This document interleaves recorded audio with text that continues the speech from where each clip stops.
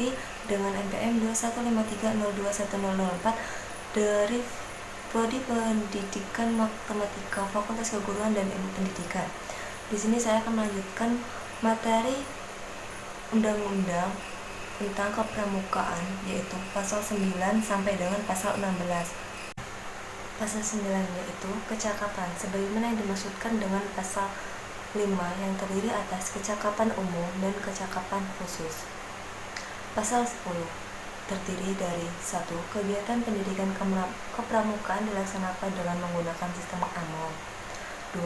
Sistem AMONG merupakan proses pendidikan kepramukaan yang membentuk peserta didik agar berjiwa merdeka, disiplin, dan mandiri dalam hubungan timbal balik antar manusia.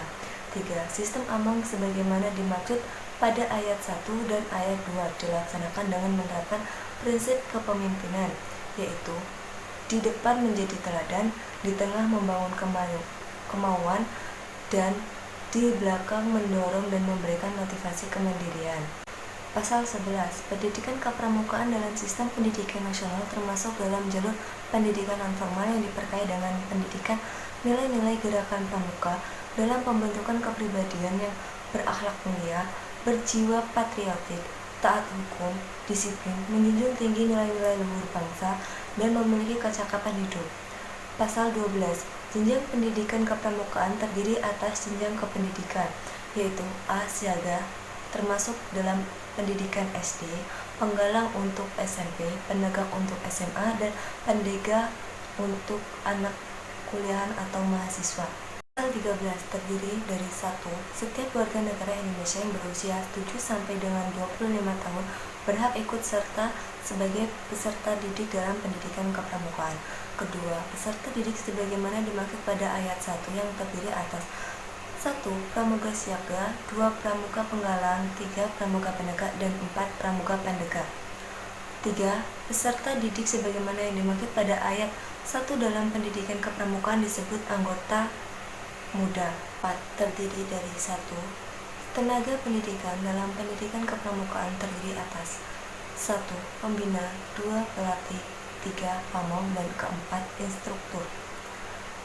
Kedua, tenaga pendidik sebagaimana yang dimaksudkan pada ayat 1 harus memenuhi persyaratan standar tenaga pendidik. Ketiga, tenaga pendidik sebagaimana dimaksud pada ayat 1 dalam pendidikan kepramukaan disebut sebagai anggota dewasa. Pasal 15 berbunyi, kurikulum pendidikan kepramukaan yang mencakup aspek nilai sebagaimana yang dimaksud dalam pasal 8 ayat 1 dan kecakapan sebagaimana yang dimaksud dalam pasal 9 disusun sesuai dengan jenjang pendidikan kepramukaan dan harus memenuhi persyaratan standar kurikulum yang ditetapkan oleh Badan Standarisasi sesuai dengan ketentuan peraturan perundang-undangan. Pasal 16 berbunyi, satuan pendidikan kepramukaan terdiri atas A. Gugus depan, dan B. Pusat pendidikan dan pelatihan.